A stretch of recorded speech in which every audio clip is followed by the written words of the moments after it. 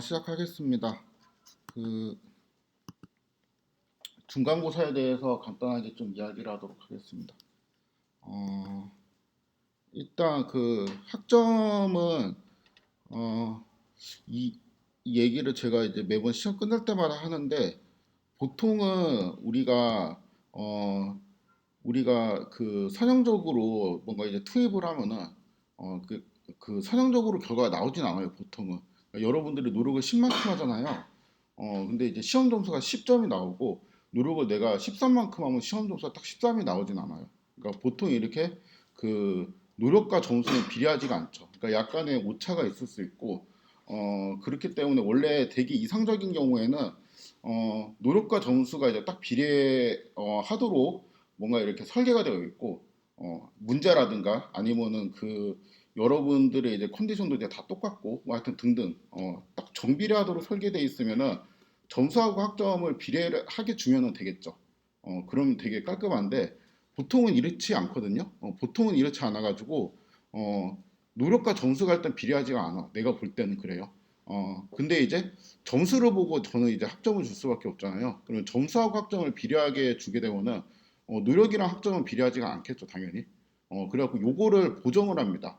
어, 그래서 그냥 이건 되게 극단적인 하나의 예시일 뿐인데 만약에 이제 중간고사가 이제 300점이면은 요 학생들의 점수가 이제 이렇게 되어 있다고 칩시다. 요 학생들은 이제 되게 잘 봤네요. 다 맞은 학생도 있고 요 두 학생들은 300점만큼은 아니지만 뭐 F를 받은 만큼 좀 이렇게 못 보진 않았던 것 같아요. 나머지는 이제 뭐 그렇게 큰 의미가 없는 이러한 이제 점수들인데 보통 이제 이거를 학점을 나누는 방법이 요렇게 두 명 A풀 주고 요렇게 두 명 이렇게 B 주고 요렇게 이제 F를 주면은 깔끔하죠. 그러니까 되게 그 그룹이 나눠져 있잖아요, 이미.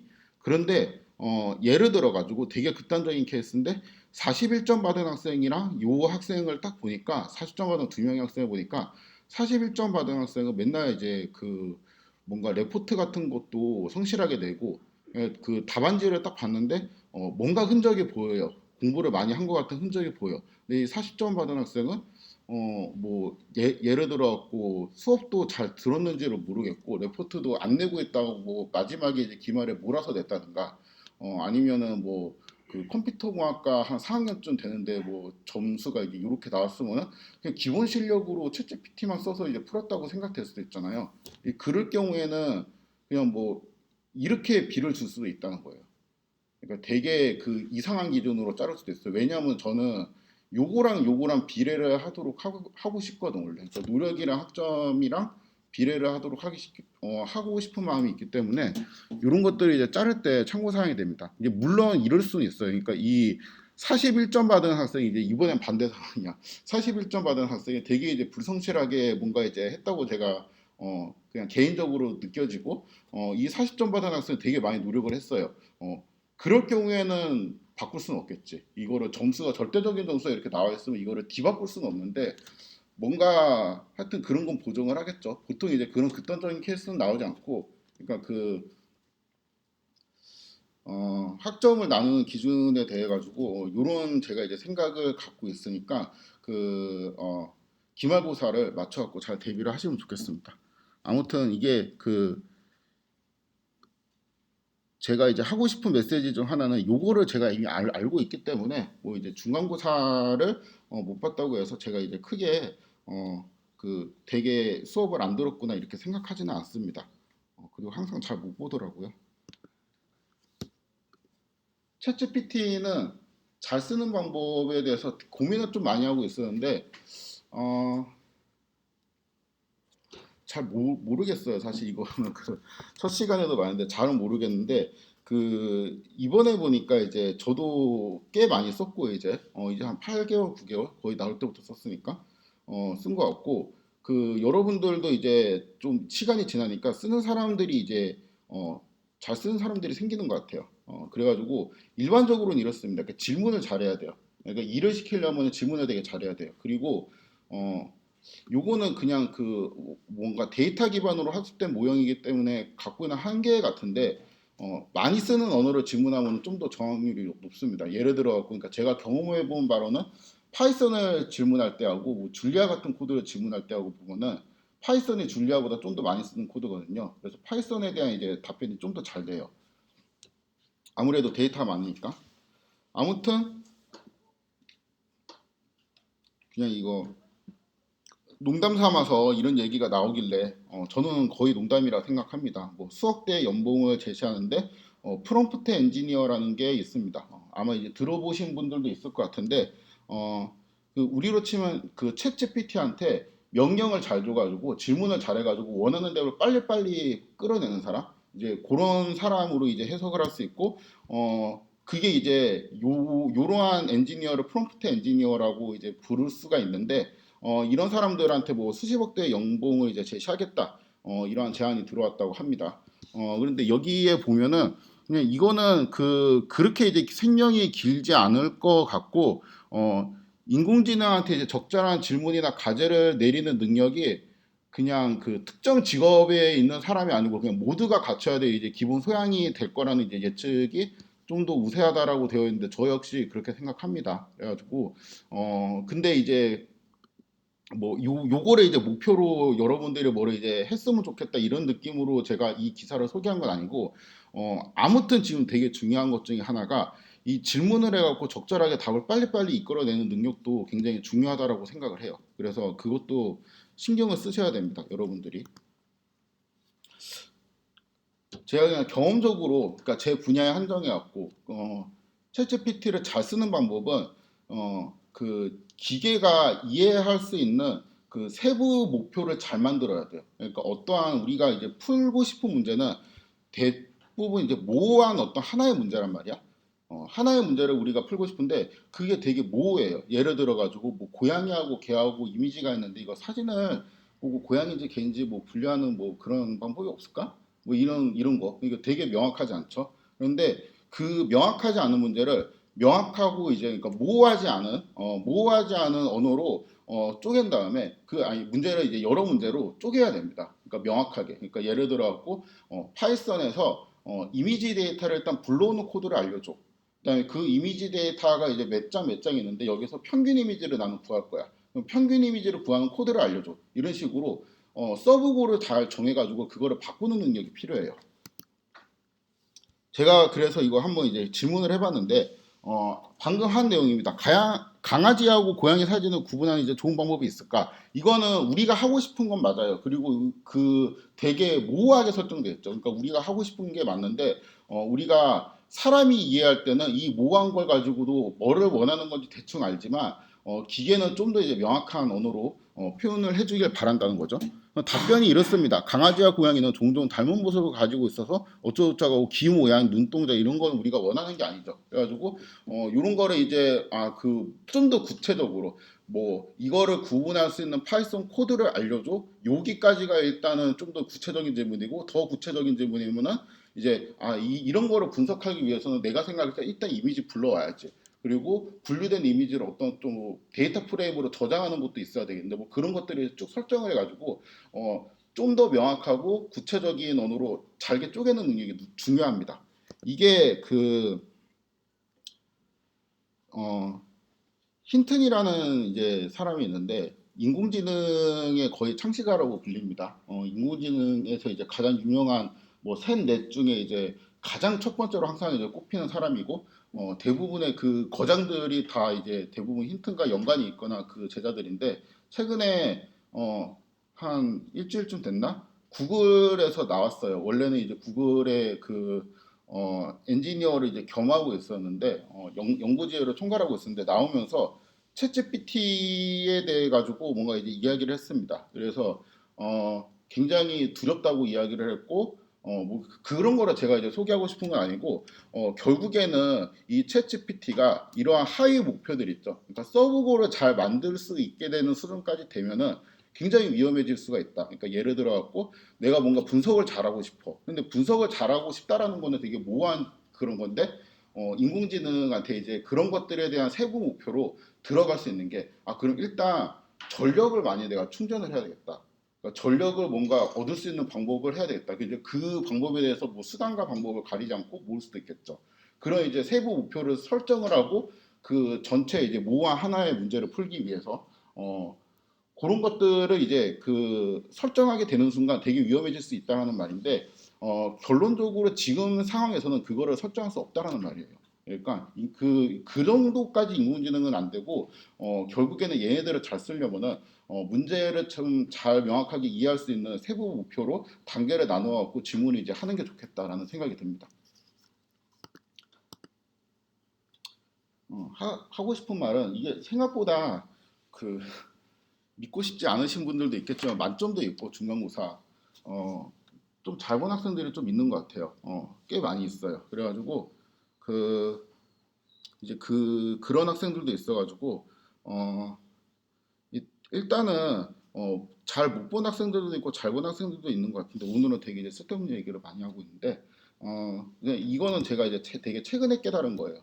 그 성장하고 분배의 개념이 있는데 어, 그냥 뭐 예를 들어 갖고 제가 이번 학기에 파이썬 수업을 되게 잘했다고 칩시다. 파이썬 수업을 너무 잘하고 훌륭한 교수가 이제 된 거예요. 그 말은 뭐하고 똑같냐면은 제가 집에서는 그 우리가 이제 뭐 키우는 개도 있고 아니면은 제가 이제 아이도 키우고 있는데 그 아이한테는 제가 좀 덜 좋은 아빠였다는 거예요. 이번 학기에는. 왜냐하면 내가 제 투입할 수 있는 역량은 한정이 되어 있고 그거를 내가 여기 수업에 온통 투자해가지고 내가 좀 더 좋은 선생님이 되고 좀 더 좋은 강의를 제공했다라는 거는 제가 이제 뭐 좀 더 이제 다른 의미에서 보면은 부모님의 입장에서 보면 제가 좀 덜 좋은 자식일 수도 있고 연락을 좀 덜 하는 자식일 수도 있고 사는 게 너무 바빠가지고 또 아들한테는 제가 좀 덜 좋은 아빠일 수가 있겠죠. 물론 이제 이거는 제가 개인적으로 보면은 그렇다는 거고 여러분들이 볼 때는 뭐 저 사람은 그 연구도 잘하고 저 교수님은 연구도 잘하고 수업도 잘하시고 뭐 되게 가정적이고 뭐 다 하시는 것 같아. 몸이 10개인가 약간 이렇게 생각되는 사람이 있을 수는 있어요. 또 그렇게 생각되지 않는 사람이 있을 수 있는데 그건 이제 외부에서 볼 때고 그렇게 이제 몸이 이제 한 스물 몇 개쯤 되는 사람인 것 같더라도 그 사람 내부적으로 보면은 아무튼 똑같은 문제예요. 좀 더 덜 강의에 신경 쓰고 좀 더 연구에 덜 집중을 하면은 다른 곳에서는 뭐 그 더 좋은 이제 그 사람이 될 수 있는 거죠. 여러분들도 비슷합니다. 대학생이 되면은 이게 아마 처음으로 충돌이 오거든요. 그러니까 내가 그냥 열심히 사는 거하고 좋은 평가를 받는 거하고 좀 달라니까 여러분들이 이 수업을 들으면서 너무 다른 학생에 비하고 시험 성적이 너무 좋다 이러면은 그 학생은 이제 다른 분야에서 그러니까 뭐 동아리를 하고 있으면 좀 덜 좋은 동아리 선배나 후배일 수도 있고 뭐 그렇게 항상 어딘가 손해 보는 게 있습니다. 이게 이 문제거든요. 분배. 그러니까 여러분들의 역량을 어디에 분배를 하는 문제인데 이것도 지금 단계는 아니지만 한번 이제 좀 생각을 해보시면 좋겠습니다. 보통은 그렇게 생각 안 해요. 왜냐하면 여러분들은 지금까지 이게 일치했거든요. 고등학교 때는 내가 좋은 아들이나 좋은 딸이 되는 방법은 되게 간단했어요. 그냥 열심히 공부해서 좋은 대학 가면 돼요. 그냥 그러면은 나는 좋은 학생이 되는 동시에 좋은 아들이 되고 그냥 더 어릴 때로 이제 가면은 그냥 태어나서 안 아프고 건강하게 있기만 하면은 효도하는 거예요. 그런데 이제 대학을 들어가게 되면은 학과 공부도 해야 되는데 학과 공부를 이제 잘해갖고 좋은 학점을 받으면은 좋은 학생일 수는 있는데 그게 또 회사 입장에서 보면은 교수가 가리키는 것만 달달 외워갖고 시험을 친 학생일 수도 있거든요. 그러니까 또 구직 준비를 하는 거하고 학과 공부를 하는 거랑도 약간 상충될 수가 있고 뭐 동아리 공부하는 것도 상충될 수가 있고 그렇게 상충되는 일이 되게 많이 있습니다. 그럴 때 이제 여러분들은 항상 어떤 선택을 하냐면 어, 더 바쁘게 살아야지 잠을 줄여야 되겠다 조금이라도 시간을 더 아껴야 되겠다 그래서 뭐 항상 이렇게 성장을 그러니까 본인이 할 수 있는 총 역량 자체를 그냥 키우는 쪽으로 하는데 결국에는 그렇게 한 서른이나 이제 마흔 정도 되면은 이거를 생각 안 하잖아요. 그러면 좀 공허해지는 일이 있을 수도 있어요. 그래서 요거에 대해서 이제 아예 생각을 안 했다는 거는 인생을 어떻게 살아야 될 건지를 거의 생각을 안 한다는 거와 똑같아요. 그래서 이제 여러분들도 요거를 이제 분배하는 방식을 좀 잘 생각을 해보시면 좋겠고, 그다음에 좀 이제 생각보다 공부를 열심히 했는데 성적이 이제 안 좋은 학생들한테 하고 싶은 말은 기말을 잘 보면 됩니다. 아직 한 번에 남았으니까 정신 차리고 중요한 건 꺾이지 않는 마음 이거 그 작년을 강타한 되게 유명한 말이죠. 요거를 이제 되새기면서 열심히 하시면 되겠습니다.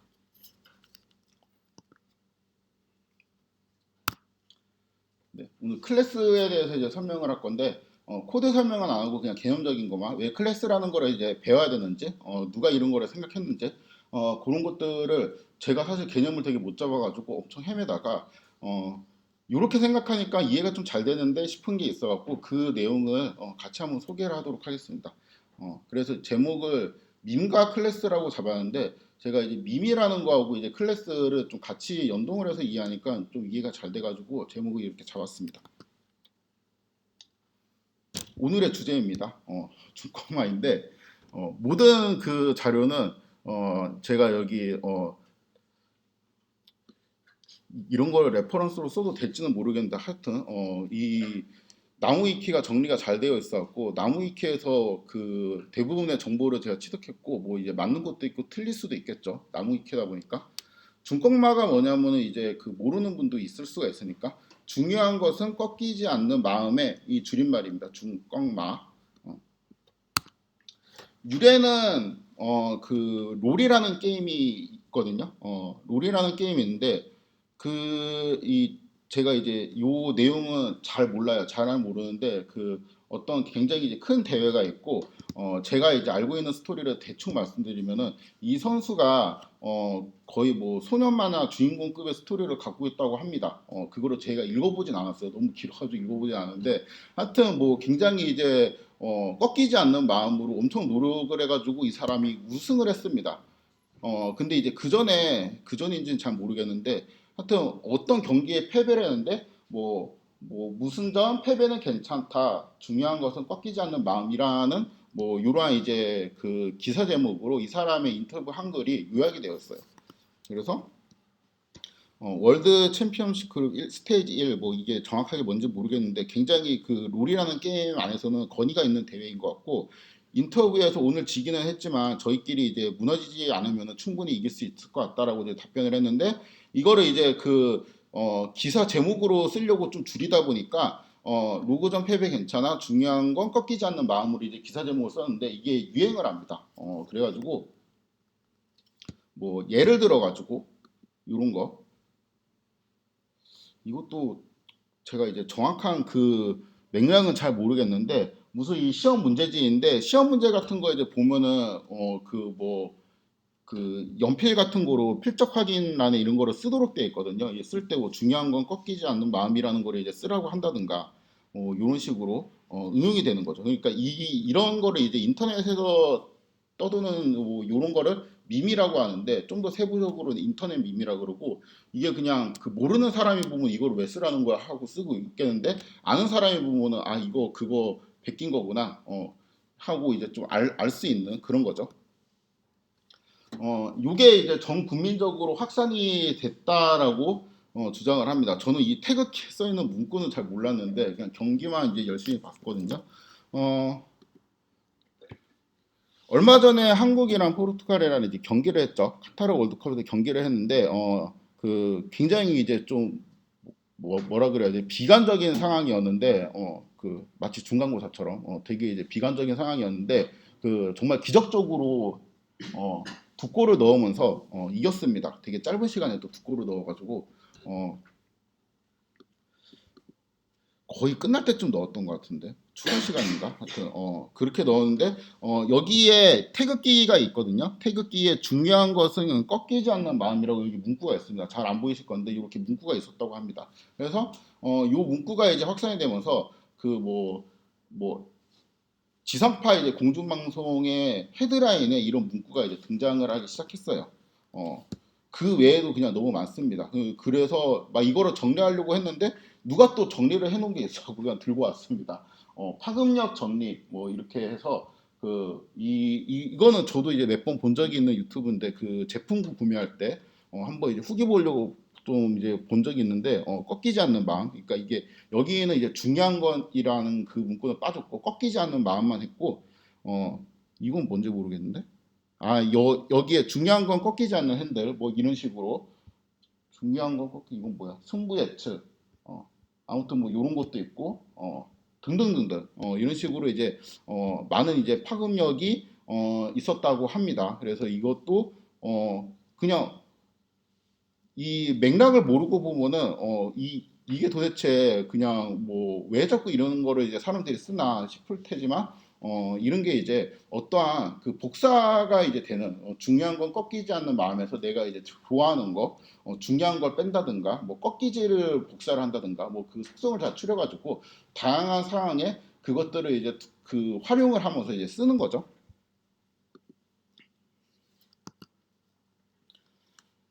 변형도 있어요. 그냥 중요한 건 꺾이지 않는 마음이라고 그냥 그 자체로 쓰는 경우도 있는데, 약간 이제 변형을 해가지고 자기 이제 맞는 상황에 맞춰가지고, 변형을 할 수 있습니다. 예를 들어가지고 좀 상업적인 변형인데, 중요한 것은 이제 꺾이지 않는 할인, 뭐 그래서 이제 요거는 어떤 이제 이벤트를 할 때 광고용으로 이러한 멘트를 사용할 수가 있고요. 꺾이지 않는 이제 자기 주도력, 뭐 이제 이러한 그 이거는 뭔지 모르겠어요. 이것도 왠지 광고인 것 같은데 중등편 이런 거 보니까 뭐 교재 아니면은 강좌인 것 같은데 뭐 그냥 제가 아침에 너무 급하게 막 긁어가지고 출처는 이제 잘 모르겠지만 이런 식으로 확산이 되게 많이 됩니다. 이거는 그냥 너무 많이 확산이 되고 있어갖고 그냥 그 구글에 중요한 건 이렇게 치면은 거의 뭐 그 자동 완성도 되고 그다음에 관련된 이미지들을 계속 찾을 수 있을 거예요. 또 이거는 강남구청에 있는 무슨 이벤트인데 서울에 이제 강남구청 이벤트인데 강남이 알고 싶다라는 뭐 이런 거고 중요한 거는 꺾이지 않는 GK-팝이라고 되어 있는데 지가 강남이지 않을까 그냥 그렇게 추측만 해보고 있습니다.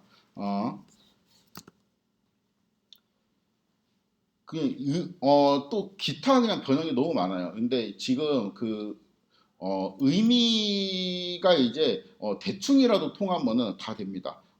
중요한 건 다 꺾어버리는 말. 이건 반대죠. 그쵸? 어, 요건 뭐지? 무슨 이제 그 철권이라는 게임이 있는데요.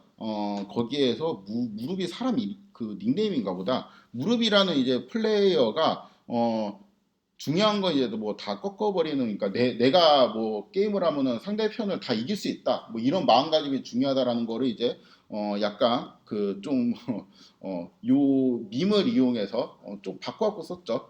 그 다음에 이거는 이제 그 이 밈을 탄생시킨 장본인인 것 같은데 포르투갈전을 봤다고 합니다. 그래서 태극기를 보면서 인스타에 중요한 건이라고 적기만 했는데 이렇게만 적어도 사람들이 이 뒤에 이제 생략된 거를 이제 대충 알 수 있다라는 거죠. 박명수라는 개그맨이 있는데 중요한 건 꺾였는데도 그냥 이제 하는 마음이다. 뭐 이런 말도 이제 했다고 합니다. 아무튼 변형이 되고 확산이 되고 하면서 이게 약간 어떤 감동을 주는 상황이나 역전을 해내는 그런 상황에 딱 맞는 이런 그 말로 쓰거나 아니면 그냥 뭐 이런 식으로 자기들끼리 그냥 뭐 말장난을 하면서 이제 놀거나 이러한 이제 놀이 문화가 생길 수도 있는 것이죠. 이런 걸 이제 밈이라고 하는데 정확하게는 이제 밈은 저런 그 유행어를 의미한 게 아니고 리처드 도킨스의 이기적 유전자라는 책이 있습니다. 그 책에서 이제 처음 등장한 개념인데 그 책에서 그 유전자라는 거를 내가 되게 잘 관찰을 해보니까 유전자는 뭔가 그 자기 복제가 되고 자기 복제가 돼서 이제 다른 뭐 어, 자식이라든가 아니면 뭐 심지어 다른 종 같은 거로 이렇게 변형이 되고 막 전파가 되는 그러한 이제 속성이 있는 것 같다라는 사실을 알게 되었어요. 근데 이게 유전자만 이런 게 아니고 내가 생각할 때 이 종교나 어떤 사상이나 이념 같은 것도 예를 들어 그 유전자처럼 뭔가 이렇게 복제되고 조금씩 막 바뀌는 거예요. 그러니까 그 어떤 종교 같은 것도 뭐 이제 로컬마다 그러니까 믿는 지역마다 약간씩 그 뭔가 문화라든가 믿는 방식이라든가 이런 거에 좀 차이가 나면서 하여튼 복사가 되면서 뭔가 이제 변형이 되고 이제 전파가 되는데 이게 뭐 이 책을 읽으면은 아마 좀 더 이제 깊은데 이제 복사가 되는 거는 당연히 살아남기 위해서 다른 쪽으로 이제 복사를 해서 계속 남겨야 되니까 변형이 되는 거는 그 환경에 맞게 이제 계속 변형을 하는 거죠. 환경과 상황에 맞게 적절하게 이게 바뀌면서 이렇게 쭉쭉쭉쭉 전파가 되는 건데, 이런 것들을 이제 통틀어 가지고, 그러니까 종교하고 사삼하고 인형이랑 유전자하고 뭔가 공통점이 있잖아요. 근데 이거를 내가 하나로 딱 묶어갖고, 그러니까 뭔가 이제 복사하면서 변형, 전파 이런 것들을 묶어가지고 설명하는 용어가 없기 때문에 이 사람이 그냥 밈이라는 용어를 만들어 버렸습니다. 그래서 이런 거를 우리가 밈이라고 하자라고 정의를 했는데, 어, 요거보다 우리는 이제 인터넷 밈을 의미하는 그 밈에 좀 잘 익숙해져 있죠. 그러니까 인터넷 밈도 밈의 한 형태예요. 그러니까 종교나 뭐처럼 그 복사가 되고 뭔가 이제 변형이 되고 막 이러면서 이제 계속 다른 사람들한테 전파가 되는 그러한 어떠한 뭔가인데 something인데 인터넷을 통해 가지고 그 행위가 이루어진다는 것이 차이점이죠. 그래서 그 중요한 건 꺾이지 않는 마음이라는 게 그러니까 거기에서 그 중에서 딱히 정형하기 되게 어려운데 뭔가 이렇게 사람들이 복사하고 싶은 속성이 있다는 거예요. 그리고 그게 어떠한 형태로든 그러니까 완벽하게 똑같은 형태로 이렇게 계속 복사되는 게 아니고 어떤 사람은 뭐 중요한 건 꺾였는데도 그냥 하는 마음으로 변형을 해버린다든가 아니면 그냥 다 생략해버리고 중요한 건이라고만 한다든가 그런 식으로 이제 계속 뭔가 이제 그 정화하기는 어렵지만 우리가 이제 그 중에서 그 복사에 뭔가 원형이 되는 틀이 있다라는 걸 알고 있죠. 왜냐하면 이거는 그 중권 말하는 밈에서 나온 파생물이라는 거를 우리가 결과를 보면 알 수 있잖아요. 그럼 거기들의 공통점을 추릴 수 있고 이게 그 공통점을 만들어내는 어느 하나의 속성, 틀이 있다는 걸 알 수가 있죠.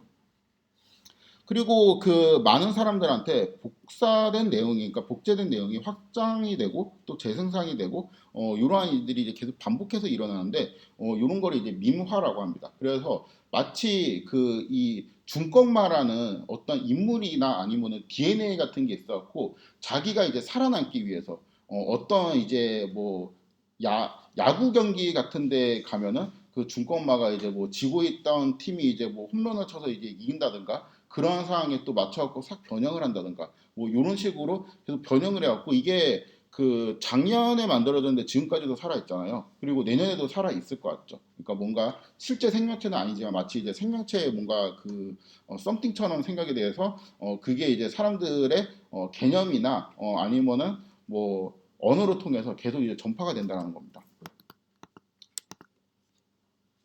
클래스라는 게 있는데 이 클래스도 저는 밈의 일종이라고 생각을 해요. 그러니까 클래스도 뭔가 복사가 되고 계속 전파가 되는데 그 밈이 그 변형이 되고 복사가 이제 좀 쉽게 만들어지게 그렇게 이제 그 딱 전형화된 이제 밈이라는 그런 형태로 압축이 되어 있잖아요. 그 이유가 뭐냐면은 많은 사람들이 이제 썼으면 하는 거거든요. 그러니까 그 많은 사람들이 쓸 때 이게 의미가 있는데 클래스도 비슷합니다. 클래스도 뭔가 이제 코드의 어떤 단위인데 되게 이제 복사가 잘 되고 그러한 코드 템플릿을 딱 모아가지고 다른 사람들이 좀 더 용이하게 쓸 수 있도록 만든 거를 이제 클래스라고 생각을 할 수 있어요.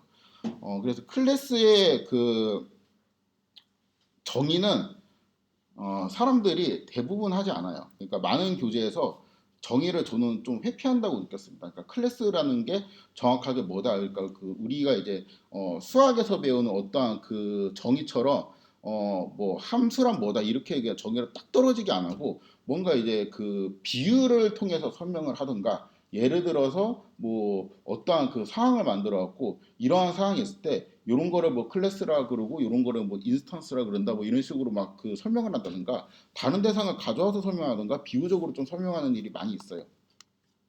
예를 들어 보면 이 점프트 파이썬이라는 교재인데 여기에는 이제 그 이렇게 되어 있습니다. 뭐 제가 쓴 말은 아니고 그냥 긁어왔어요. 클래스는 이제 가자 틀과 비슷하다. 클래스라는 거는 똑같은 무엇인가를 이제 계속 만들어낼 수 있는 설계 도면이고 그 객체라는 거는 클래스로 만든 피조물을 의미한다. 이렇게 되어 있죠. 그다음에 위키피디아는 이제 뭐 그 객체 지향 그 프로그래밍에서 클래스는 뭔가 그 확장 가능한 코드의 이제 템플릿이다 이런 식으로 정의를 하고 있는데 그렇죠? 요거는 제가 그냥 이 영어를 구글 번역기로 그냥 긁은 겁니다. 잘 모르겠죠? 이렇게 읽으면 클래스가 도대체 뭐야라고 하면은 설명할 방법은 없을 것 같고 만약에 이거 시험에 낸다 그러면 이거를 외워야 되겠지. 이해가 안 되니까. 그쵸?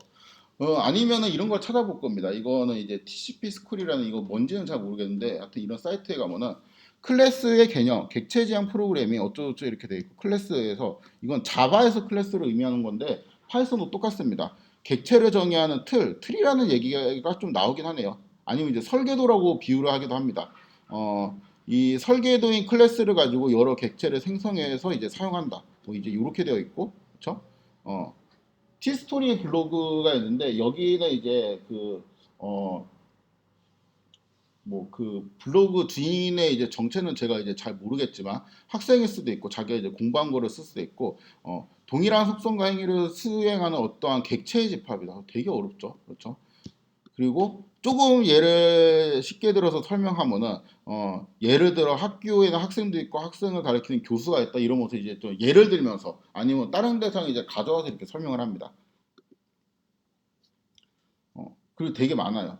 제가 이거 되게 많이 읽어봤거든요. 몰라가지고. 근데 진짜 한 챕터씩 설명하는데 설명하는 테크닉도 다 다르고 방식도 되게 달라요. 그래가지고 제가 그 진짜 잘 모르겠어갖고 일을 할 때 그 컴공과 이제 박사 출신한테 그 클래스라는 게 도대체 어떤 개념이에요 물어보니까 2시간 동안 설명해요. 2시간 동안. 그냥 그 뭐지? 그 한 코드에서 좀 잘 이해가 안 되고 물어봤을 뿐인데 거의 연설을 하셔가지고 제가 막 그 되게 이제 당황해하면서 열심히 막 들었던 기억이 있는데 잘 모르겠더라고요.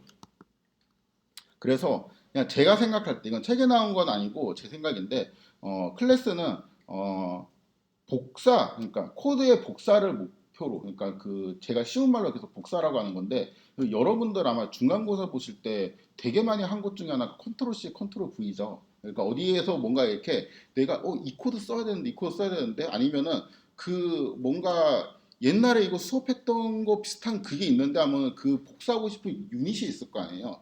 그 원형 같은 게 있어갖고 그걸 막 찾아. 그걸 찾아가지고 그거를 복사한 다음에 붙여놓고 그 다음에 뭐를 해야 돼? 바꿔야 되겠지.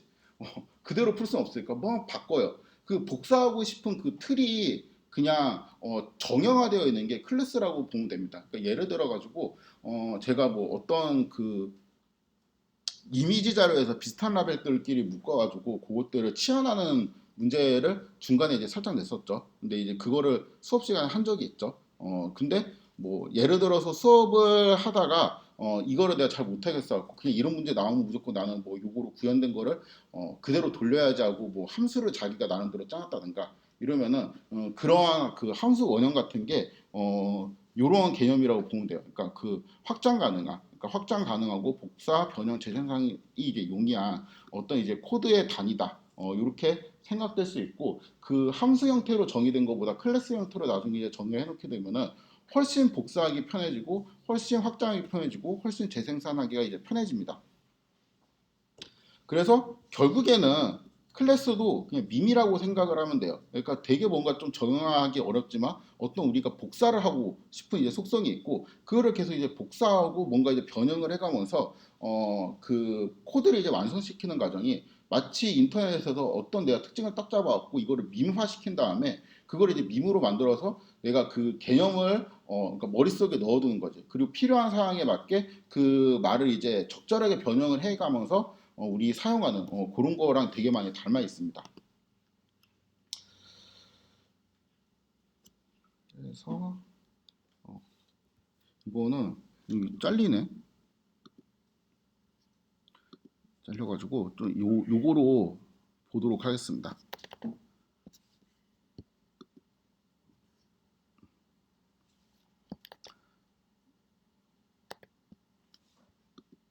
그래서 그 클래스랑 뭐냐? 이게 그 인터넷 밈이랑 클래스하고 그 다음에 레포트 표지 요렇게가 그 되게 공통적인 속성이 있거든요. 제가 여기에 이제 정리를 했는데 혹시 보이시나요, 글씨? 안 보이나? 좀 더 키워볼까? 이름 보이죠? 그러니까 그 단계가 있어요. 1단계에는 뭔가 구상을 하는 거예요. 그러니까 민 같은 경우는 어떠한 거를 보고 재미있거나 감동적인 게 있을 거 아니야. 그러면은 이거 되게 재미있거나 아니면 나한테 이제 되게 인상적이었어, 감동적이었어, 요런 거를 이제 느낌을 딱 받고 그거를 나 이거 밈화해가지고 요 어떠한 그 문장 같은 거를 다른 상황에 써먹고 싶어. 요렇게 이제 개념을 구상하는 이제 단계죠. 그러니까 이게 1단계이고 인터넷 밈만 설명을 하도록 하겠습니다.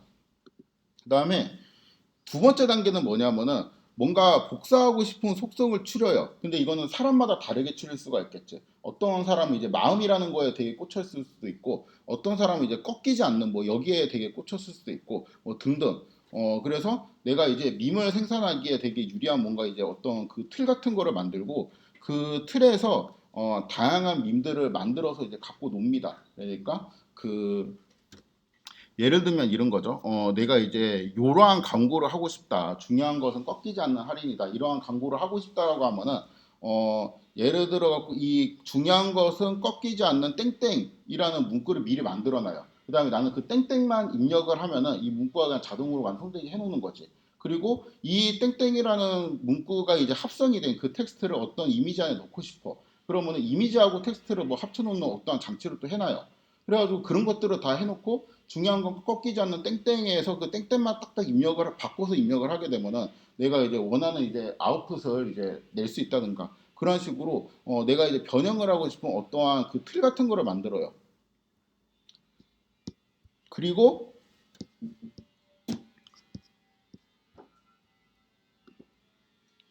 그거를 가지고 막 놉니다. 그러니까 중요한 건 꺾이지 않는 뭐 할인이라든가 아니면 뭐 중요한 건 꺾이지 않는 뭐 자기 주도력이라든가 아니면 아까 뭐 G 대시 K-팝이었나? 하여튼 뭐 그런 것도 있었고 그런 식으로 뭔가 이제 바꿔갖고 놀거나 아니면 그냥 중요한 건 꺾이지 않는 마음을 그냥 그대로 쓰고 이미지만 뭐 바꾸는 그런 거를 만들던가 그래서 이 틀을 만들어 가지고 그 틀에서 뭔가 이제 컨텐츠를 만들어내죠. 그 컨텐츠 자체가 이제 밈인데 이 틀에서 밈으로 이제 바뀌는 거 있죠. 이런 거를 밈화라고 부릅니다. 보통. 근데 이제 막 이런 거를 갖고 놀다 보니까 이 그 초기 컨텐츠가 약간 좀 시시해질 때도 있고 아니면은 이거를 유사한 다른 거를 또 만들고 놀고 싶을 때도 있죠. 그러니까 그 문구를 약간 바꾼다든가 아니면은 그 아까 이제 잠깐 이제 제가 여기 링크를 걸지 않은데 드라마 같은 데는 드라마 대사에도 넣더라고요. 그러니까 거의 무슨 이상한 드라마 마지막 회였는데 되게 막 슬픈 장면이 되는데 뭐 이제 이별을 하는 거의 마지막 장면에서 뭐 한번 찾아볼까? 여기에서 있었던 것 같은데 아 잠깐만 시간 되겠는데 잠깐만요. 무슨 드라마에 그 있었는데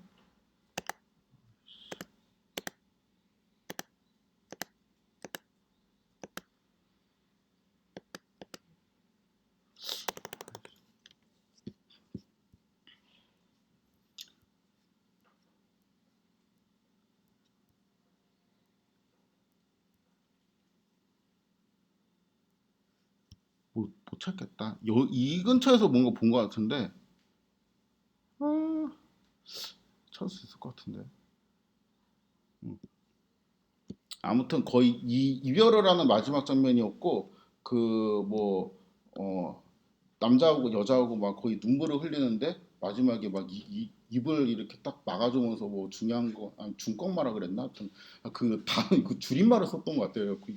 이게 그 진짜 저런 게 나왔나는 생각이 들어서 그거를 확인할 생각까지는 못했는데 감히 하여튼 그런 거를 봤습니다. 그래서 이런 거를 이제 뭐 뭔가 이제 문구로 변형하는 게 아니고 그 영상으로 병역을 할 수 있겠죠. 그리고 그 밈을 좀 잘 알고 계시는 분들은 있겠지만 어떤 뭐 이제 사소한 이런 문구 같은 거를 막 그 믹스를 해가지고 막 이상한 노래 같은 것도 만들어서 놀고 그러거든요. 하여튼 그런 식으로 내가 복사하고 싶은 거를 뭔가 이제 만들어가지고 이제 잘 놀고 이런 거를 이제 그 인터넷 밈 문화라고 하고 우리가 이제 거기서 배울 거는 첫 번째 구상 단계가 있고 복사를 하고 놀기 위한 이제 틀을 생성을 해야 되고 거기서 이제 복제를 하고 그 다음에 그 틀 자체를 변형해서 이제 놀 수 있습니다. 그래서 이러한 네 단계가 있다라는 거. 어, 그리고 요것도 되게 좋은 예제라고 생각을 해요. 제가 개인적으로 그 밈을 설명하는데 이것도 되게 좋은 예제예요. 그러니까 어, 대학교 이제 한 2학년쯤 됐죠? 그렇죠? 숙제 되게 많잖아요. 근데 뭐 저는 그렇지 않지만 맨날 이렇게 손으로 이제 풀어서 숙제 내라는 그런 게 제가 학부일 때는 많았거든요. 그럼 저는 그 방학 때 레포트 표지 같은 거를 만들었어요. 그래서 예를 들어서 뭐 여기에 그러니까 그 양식 문서 같은 거를 만드는 거죠. 이렇게 과목명 이렇게 써놓고 이렇게 딱 비워놔요. 이렇게 비워놓고 그러니까 또 뭐 이름은 그냥 맨날 내가 낼 테니까 최규빈 쓰고 뭐 학번 이렇게 쓰고 그 다음에 이런 식으로 이제 간단하게 만들었다가 나중에는 막 그거에 공을 들이면서 막 학교 마크도 어디서 들고 와서 막 갖다 붙여놓고 막 이런 걸 하면서 이제 막 공을 들이기 시작합니다. 그리고 막 버전도 업데이트하고 이런 이제 틀 같은 것만 딱 만들어 놓으면은 나중에 이제 표지를 만들 때 표지를 맨날 이제 한글 문서 켜가지고 처음부터 만들진 않죠. 이런 양식 문서 같은 틀이 있어요. 틀이 먼저 있으면은 그것들을 만들어 놓은 거를 이제 복사해서 붙여 넣은 다음에 어떤 폴더에 넣고 뭐 2020 몇 년, 그러니까 뭐 나 그래 날짜도 써야 되겠다. 제출 날짜 이런 거, 제출 날짜, 이런 거만 이제 바꿔가면서 계속 이제 내는 거죠. 그래서 일단 처음에 구상을 해요. 내가 이제 처음에 레포트를 낼 때는 이거 다른 사람들은 다 표지를 만드니까 나도 일단 표지를 만들어야 되겠다. 그래서 그냥 표지를 몇 번 만들어서 그냥 냅니다. 한글로 그냥 켜가지고 생으로 처음부터 표지를 만들어서 몇 번 냈어요.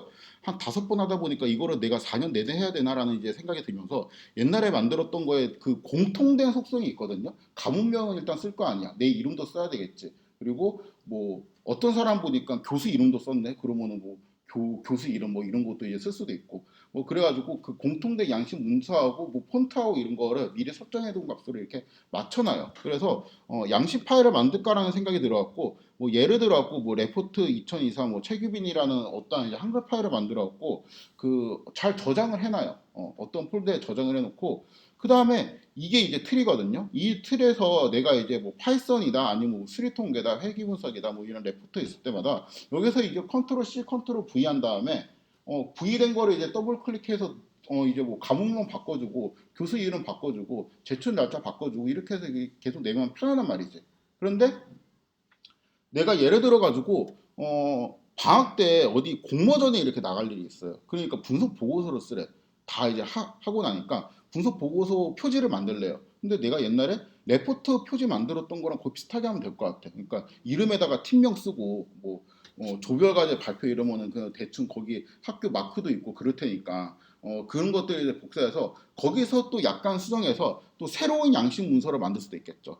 그렇죠? 그 새로운 양식 문서를 만들고 그 새로운 양식 문서를 통해서 막 복사를 할 수도 있겠습니다.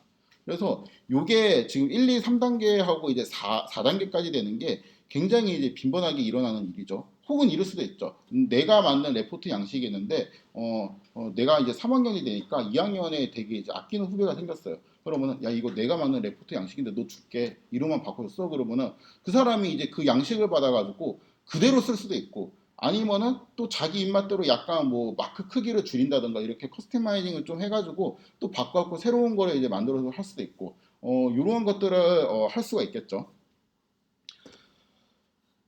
자 이제 클래스 그러니까 요 두 개를 바탕으로 이제 클래스를 설명을 하면은 클래스에서는 이제 그 모티브가 이겁니다. 이게 코드가 왠지 되게 반복적으로 잘 쓸 것 같은 코드가 있거든요. 느낌적으로. 그런 것들은 이 코드를 예를 들어 갖고 뭐 그 치환 같은 거 있죠. 되게 머리 아프잖아요. 그러니까 그게 숙달이 안 되어 있으면 머리 아픈데 나 이거 맨날 이거 생각하기 싫다. 그냥 내가 어떠한 치환을 할 일이 있으면은 입력만 이게 내가 잘 정의 딕셔너리 형태로 전달하면은 얘가 출력이 딱 튀어나오는 내가 뭔가가 그냥 그 복사 가능한 틀이 있으면 좋겠다. 뭐 이런 이제 생각을 하게 되고 그거를 이용해서 클래스라는 거를 이제 만들자라는 생각을 합니다. 그래서 틀을 만드는 게 클래스를 이제 선언하는 단계예요. 그래서 이제 클래스를 선언하고 그 다음에는 이 클래스에서 레포트 양식 문서에서 레포트 용지를 막 표지를 찍어내듯이 인스턴스를 막 이제 생산을 합니다. 그렇죠? 생산을 해가지고 인스턴스화 시키는 거를 이제 그 세 번째 단계라고 제가 생각을 했고 마지막은 남들이 정의해 놓은 클래스가 있어요. 그러니까 내가 만든 것도 아니야. 혹은 내가 옛날에 만들었던 거. 이 프로젝트를 위해 만든 것은 아니지만 옛날에 만들었던 어떠한 클래스들을 이제 조합을 해가지고 새로운 속성의 클래스, 그러니까 새로운 속성의 양식 틀 같은 거를 만들어 놓고 그 양식 틀에서 또 이제 뭔가를 또 이어서 작업을 할 수가 있죠. 그래서 요 이제 네 개의 단계가 굉장히 비슷합니다. 아무튼 오늘은 이제 그 거의 이제 수업을 안 한 거죠. 클래스에 대한 개념만 좀 소개를 했고, 다음 시간부터는 그냥 그 이 클래스에 대한 모티브와 문법을 조금씩 설명을 하도록 하겠습니다. 아, 그리고 그 중간고사 이후로 과목 성격이 좀 바뀌어요. 그 중간고사 이전에는 약간 그 어, 기능을 좀 잘 활용하는, 그러니까 숙련이 되게 잘 되어 있어야 되거든요. 그러니까 좀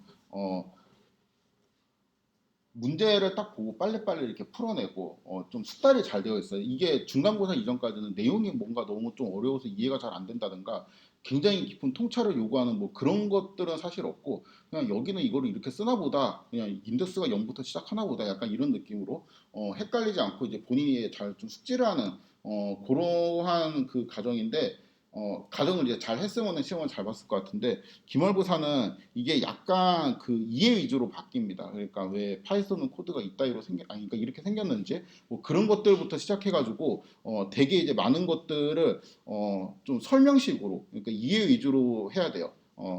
이거를 하면은 좋은 점은 나중에 클래스를 이용한 다른 사람들의 코드를 볼 때 이거를 되게 쉽게 파악할 수 있어요. 그리고 코드를 좀 잘 뜯어볼 수 있다 그래야 되나? 그런 능력이 많이 향상이 되고, 만약에 이제 중간고사 이전 같은 경우는 이 그거를 모르면은 뒤에 학과 수업을 배우는데 약간 지장이 있거든요. 그러니까 그 정말 그 생활적인 지장이 없죠. 그러니까 여러분들한테 제가 뭐 예를 들어 가지고 목공예라는 과목을 가리킨다고 치면은 여러분들이 이제 머릿속으로 이제 구상을 하고 조각을 하고 싶은 어떤 뭐 나무로 된 어떤 그 공예품들이 있을 거 아니에요. 근데 여러분들 머릿속에 있는데 이게 손이 안 된단 말이야. 내가 이거 어떻게 깎을 줄을 모르고 톱질도 잘 할 줄 모르겠고 사포도 어디를 밀어야 될지 모르겠고, 이런 그 구현의 문제가 있을 수가 있고, 그 다음에 두 번째는 그냥 뭐 그러니까 그 중간고사 이전에는 그런 그 기능적인 것들을 제가 많이 가르쳤어요. 여러분들이 머릿속으로는 이미 알고리즘이 떠 있는데 그게 이제 손이 안 되는 거. 그래서 이거를 최대한 이제 간극을 줄여주는 역할을 하는데 많이 치우쳤고, 두 번째는 막 그 학문적인 거 있죠. 그러니까 뭐 좋은 나무를 고르는 방법 막 이러면서 뭐 기온이 뭐 어떤 지역에서 자란 나무는 뭐 무슨 나무라 그러는데 이거는 뭐 어떤 거에 유리하다 막 이런 식으로 좀 학문적으로 접근하는 거 있잖아요. 그런 것들에 대해서 좀 설명을 한다라고 생각을 하시면 됩니다. 네. 아무튼 오늘은 여기까지 하도록 하겠습니다.